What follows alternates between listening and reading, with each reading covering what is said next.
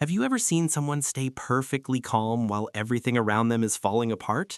Picture a building on fire. Alarms are screaming, people are running, chaos is erupting all around, and there's that one person standing completely still, sipping their coffee like they're watching a sunset. Everyone's looking at them thinking, wow, what incredible composure. I wish I had nerves of steel like that. But here's the truth nobody tells you. That person calmly drinking coffee while the world burns around them, they might not be at peace at all. They might be frozen in terror. They might be so emotionally numb they can't even register danger anymore. Or they might have mentally rehearsed this exact fire scenario 17 times in their head and are now just executing Plan F. You see, we've been sold a lie about calmness. We think serenity equals strength, that staying composed means you've mastered life. But what if I told you that the calm you're witnessing, in that coworker who never flinches, in that friend who stays steady through every crisis, maybe even in yourself, isn't always what it seems? Here's what nobody tells you. That unshakable calm you're witnessing, it's not always inner peace. Sometimes it's a carefully constructed performance. Sometimes it's a scar. Sometimes it's a coping mechanism that's slowly destroying the person from the inside out. And understanding the difference might just change how you see yourself and everyone around you. Let me take you behind the curtain of composure, because not all calm is created equal. There are actually 4 distinct psychological profiles of people who appear serene on the surface, and only one of them is genuinely at peace. The other 3, they're fighting invisible battles you can't see. Type 1, the performer, masters of emotional theater. Picture a theater actor backstage, hands trembling, heart racing, stomach in knots. But the moment that curtain rises, they transform. Flawless smile, perfect delivery, complete control. That's exactly what's happening inside your perpetually calm colleague. Psychologists call this surface acting or emotional masking. These individuals have become so skilled at performing composure that even they sometimes forget they're acting.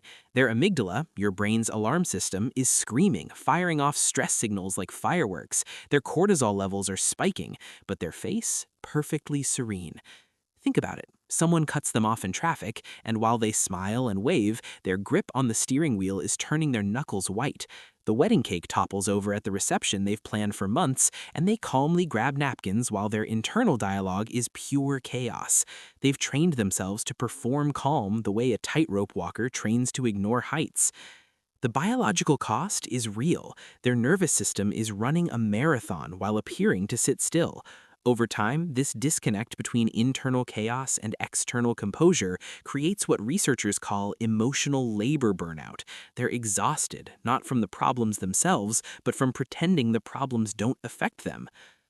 Type 2, the numbed survivor, when pain becomes armor. Now let me introduce you to a different kind of calm. Imagine someone who's been through a catastrophic storm. Maybe they lost everything once, survived trauma, or endured prolonged suffering.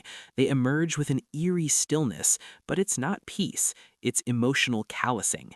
These are the people who sit in the emergency room waiting area with the same expression they'd have waiting for coffee, not because they don't care, but because their nervous system has been recalibrated by pain.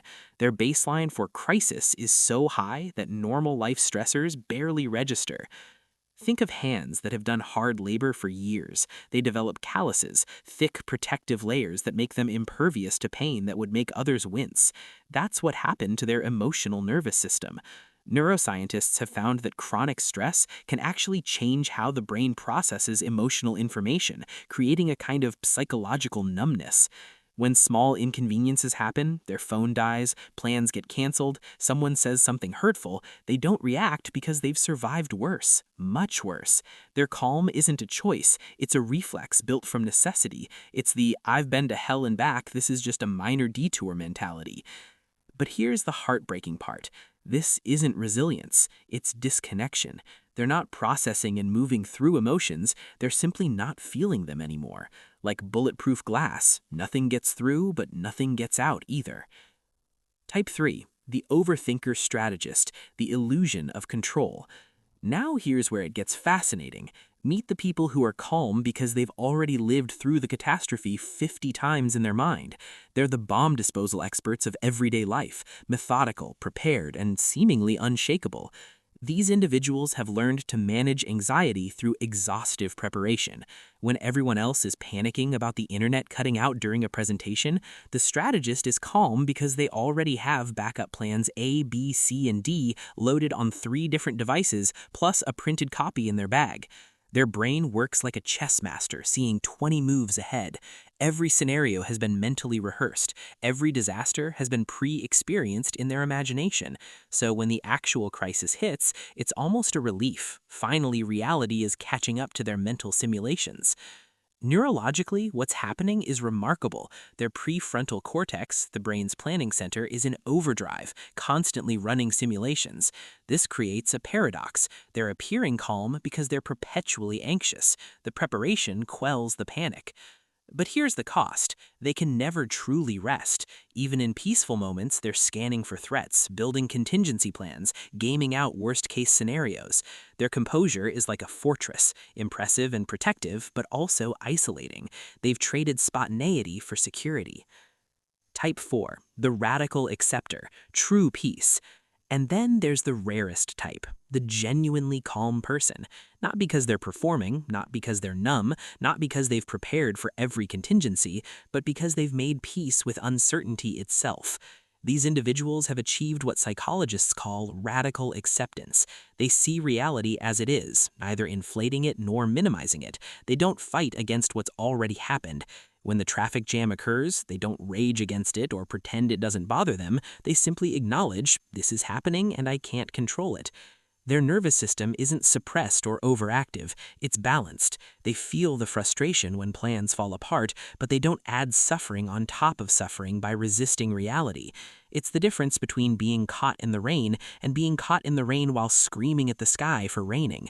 This is the calm that actually restores. Their cortisol levels naturally regulate. Their heart rate variability, a key marker of nervous system health, is balanced. They're not spending energy maintaining a facade or protecting themselves or controlling outcomes. They're just present. If you recognize yourself in the first 3 types, the performer, the survivor, or the strategist, know this: your calm has served a purpose. It's protected you, helped you function, got you through. But it doesn't have to be permanent. For the performers, start practicing emotional honesty in small, safe ways. Tell one trusted person when you're struggling. Let the mask slip just a little. For the survivors, your numbness was once necessary protection, but you're safe enough now to feel again. Consider therapy, particularly somatic approaches that help reconnect mind and body. You've survived, now it's time to actually live. For the strategists, practice tolerating small amounts of uncertainty. Leave one thing unplanned. Let go of one backup plan. Trust that you can handle what comes without preparing for everything. The goal isn't to stop being calm. It's to find a calm that doesn't cost you your authentic self, your emotional connection, or your peace of mind. True serenity isn't the absence of feeling, it's the presence of acceptance. If this resonated with you, subscribe and let's continue this conversation in the comments. Which type did you recognize in yourself? Let's talk about it.